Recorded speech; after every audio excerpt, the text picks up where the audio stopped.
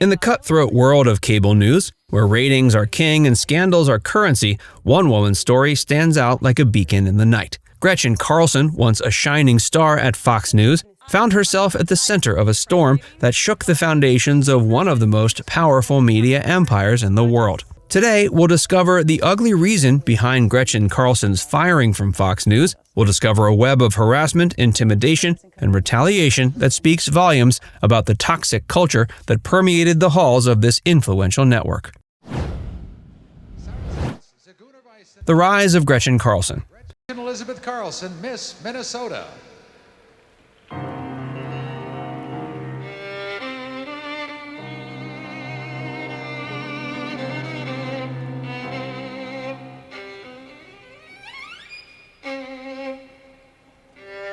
Gretchen's journey to the top of the television news industry was remarkable. Born and raised in Minnesota, she showed promise from an early age as a classically trained violinist. Her talent and dedication led her to compete in numerous music contests, laying the foundation for a life of high achievement and public performance. Her academic prowess was equally impressive. She graduated as valedictorian from Anoka High School in 1984 and attended Stanford University. Her time there, including a study abroad period at Oxford, broadened her horizon and honed her analytical skills. In 1988, Carlson's life took an unexpected turn when she was crowned Miss Minnesota. This victory led to an even greater achievement, winning the Miss America pageant in 1989. She made history as the first classical violinist to win the title, showcasing both her musical talents and ability to connect with a wide audience. She then set her sights on a career in broadcast journalism. She started at the local level, working at stations in Richmond, Virginia, and Cincinnati, Ohio.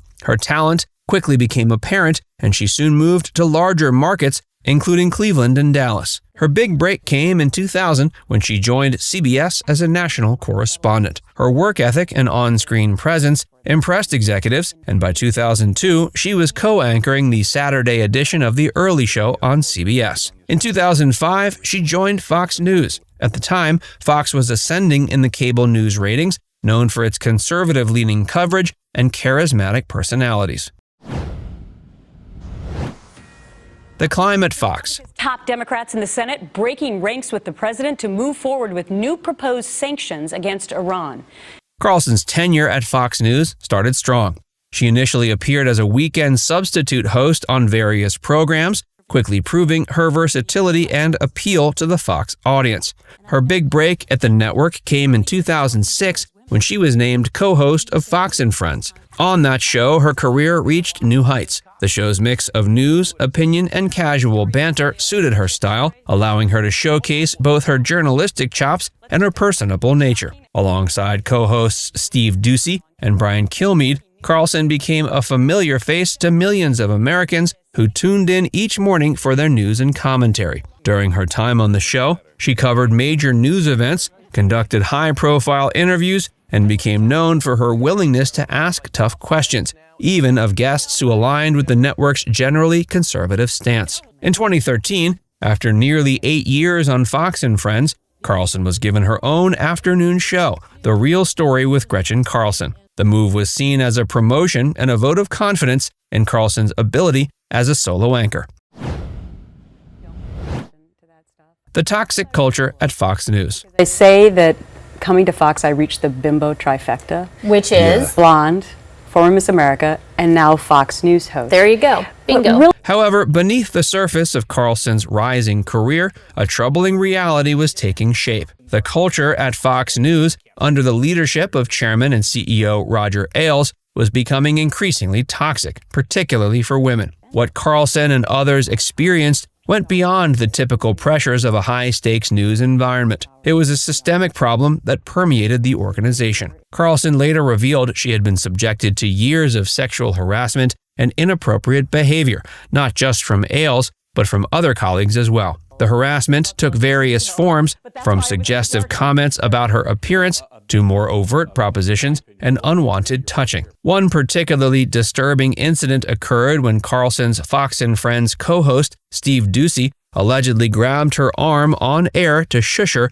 during a live broadcast. This public display of disrespect was emblematic of a larger pattern of behavior that minimized women's contributions and treated them as subordinate to their male colleagues. When Carlson complained about Ducey's behavior to Ailes, she claims he dismissed her concerns and told her to, quote, get along with the boys. This response was not just dismissive, it actively encouraged a work environment where women were expected to tolerate inappropriate behavior as part of the job. The harassment Carlson endured wasn't limited to physical actions. She reported that Ailes would frequently make lewd comments about her appearance, discussing her body in graphic terms and suggesting that her problems at work could be solved if she had a sexual relationship with him. These incidents paint a picture of a work environment where women were consistently objectified and their professional accomplishments were secondary to their physical appearance. Carlson wasn't alone in experiencing this treatment. As her story eventually came to light, numerous other women at Fox News,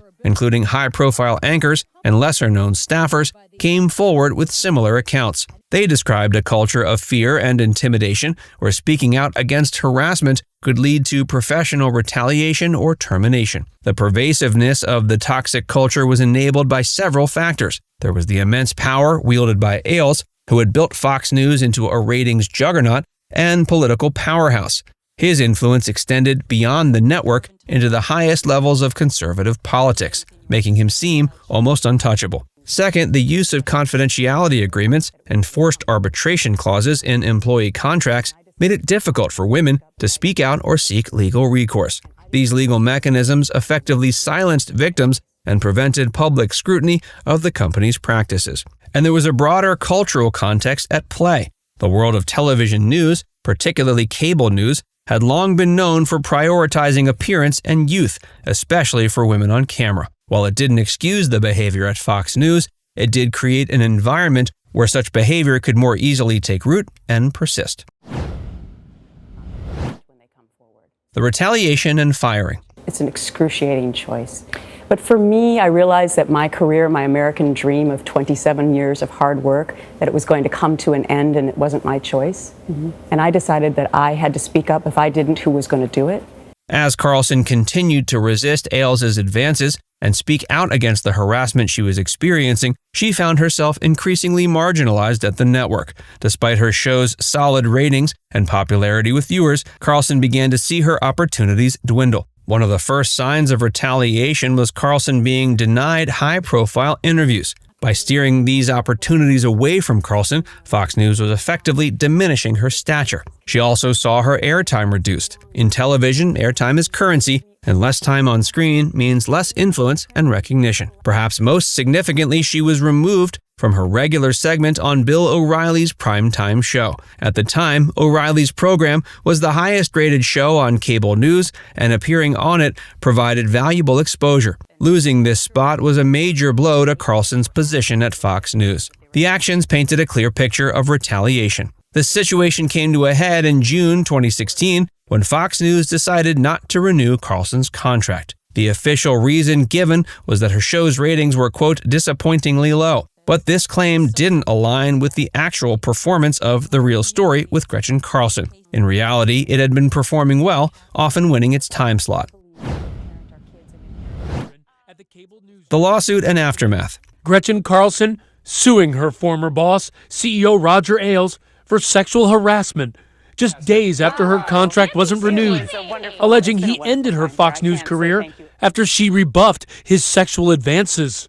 The lawsuit claiming Ailes repeatedly injected sexual and/or sexist comments into their conversations, allegedly ogling her in his office and commenting on her figure, saying when she complained about his severe and pervasive sexual harassment, she says he told her, "I think you and I should have had a sexual relationship a long time ago." On July 6, 2016, just days after her contract was not renewed, she took a bold and unprecedented step. She filed a sexual harassment lawsuit against Roger Ailes personally rather than against Fox News. The lawsuit was a bombshell that sent shockwaves through the media industry. Within days, other women began to come forward with similar allegations against Ailes. In September 2016, 21st Century Fox settled Carlson's lawsuit for a reported $20 million.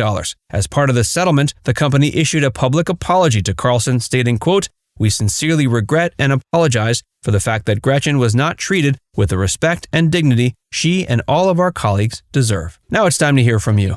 Have you seen or experienced workplace harassment before? Let us know in the comments section below.